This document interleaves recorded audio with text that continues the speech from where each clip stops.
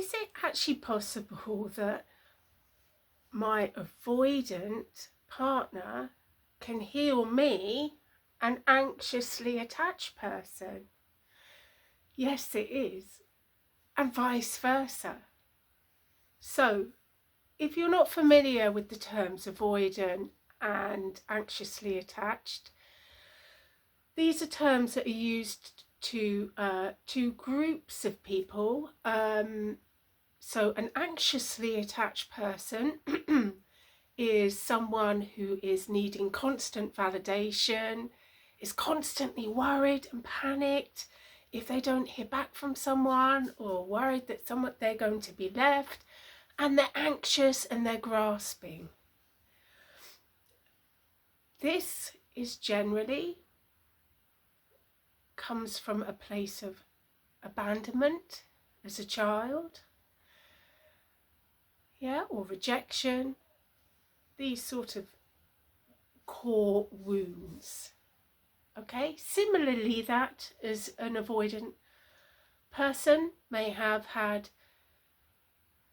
either in previous relationships or in childhood, they may have also experienced abandonment, rejection, betrayal.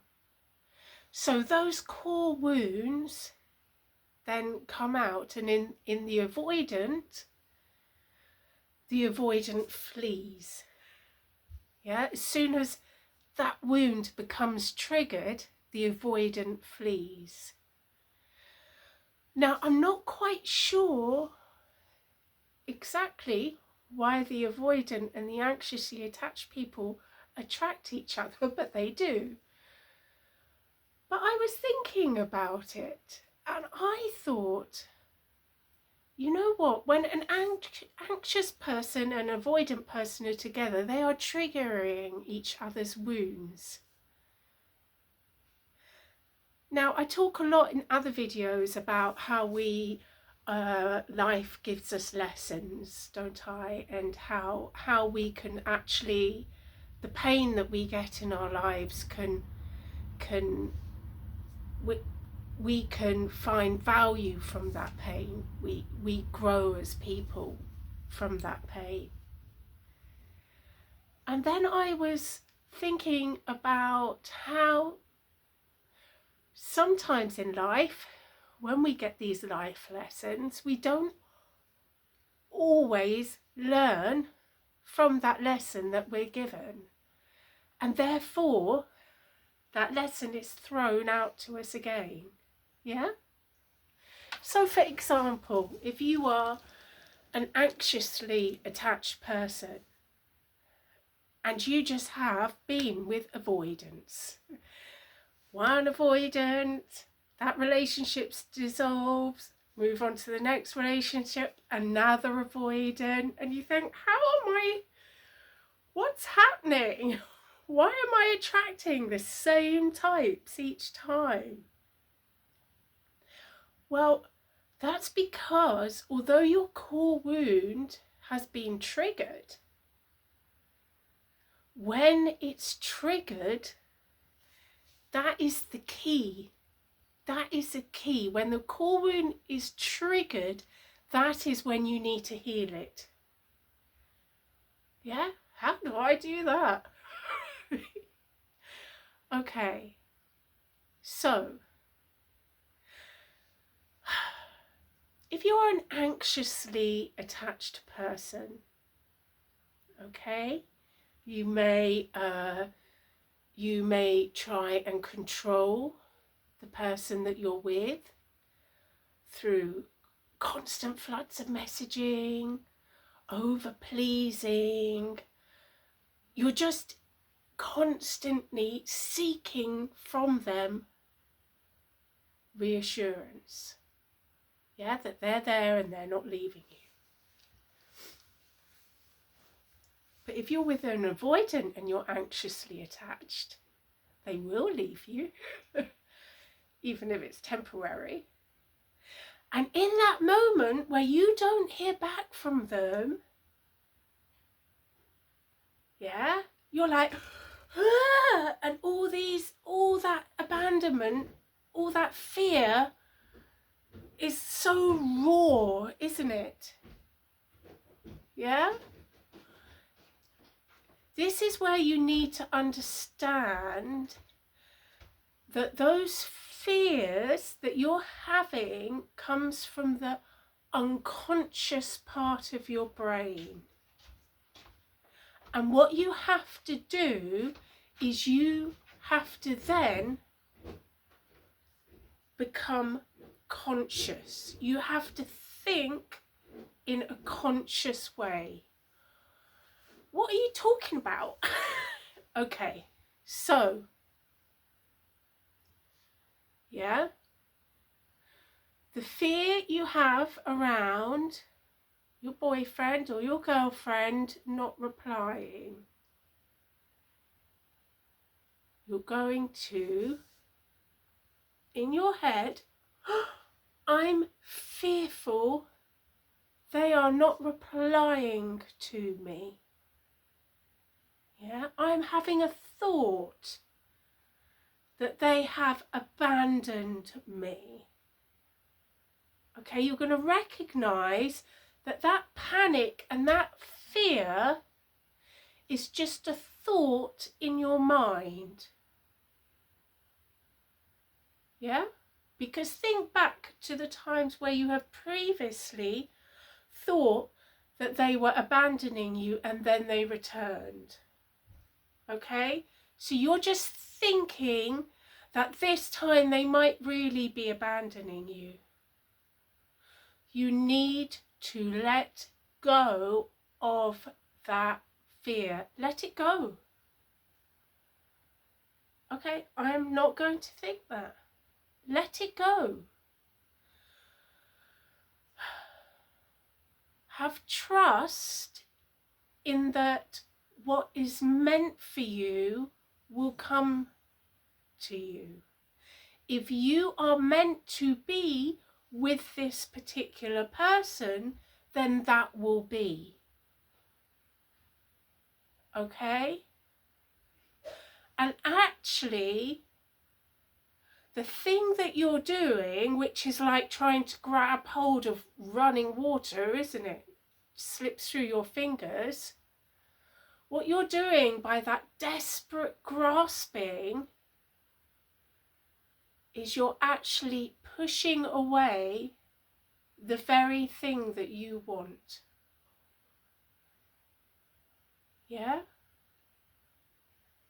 Because for an avoidant person, avoidant personality, they fear their loss of independence. They fear the codependency of someone else. Yeah, they fear that. The responsibility. So you have to understand that to break that cycle of constantly dating avoidance, you have to realize that you have to become whole. Yeah, well, you already are whole, but you don't realize it. You think it's just a thought, it's not the truth. You think you can only be whole with someone else. But that is not true.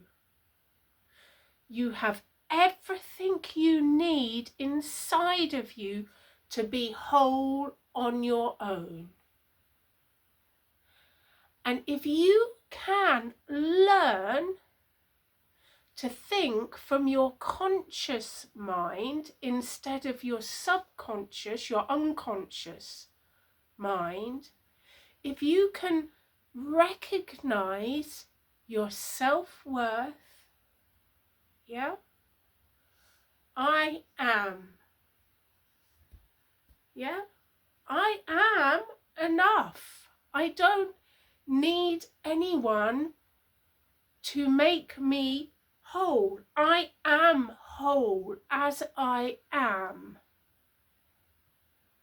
Yeah, you need to heal those abandonment wounds, which if they are triggered are very painful. But just sit in that pain and use your conscious mind to understand why why am I experiencing this pain? Yeah, that might go back to any number of reasons. Maybe you had an absent father. Maybe, you went to a boarding school. Maybe your mother was an alcoholic. Yeah, all these reasons why you may have this abandonment wound or rejection wound. Sit in it, feel it, process it, learn to become whole. Yeah, learn that you are able to be fully happy and present on your own. And if you can learn that lesson, then you won't have to keep repeating it. Your next relationship won't be with an avoidant. It won't. Yeah, you want to get to that place where you are a securely attached person. Likewise, for the avoidant personality. Why is it that the avoidant, at the sign of love or deep emotion, the avoidant person runs away? It's because their wound, their core wound, has been triggered. Yeah? And likewise, how can the avoidant change that behaviour? Because that behaviour for them is like a form of self-sabotage. Yeah, they are sabotaging something because they are worried of rejection or betrayal. So rather than face that wound again and again, they will run before something can hurt them. So likewise, if you are an avoidant, think when that initial flight response comes in, what is it that's making you do this? What wound have you got that needs to be healed? And if you as an avoidant can understand that you are worthy of love, you are deserving of an honest and faithful relationship, and you can learn to be whole, you too can stop attracting those anxiously attached people who suffocate you, bombard you. Yeah? Okay, I might do a further video on this because I think I've just touched the surface.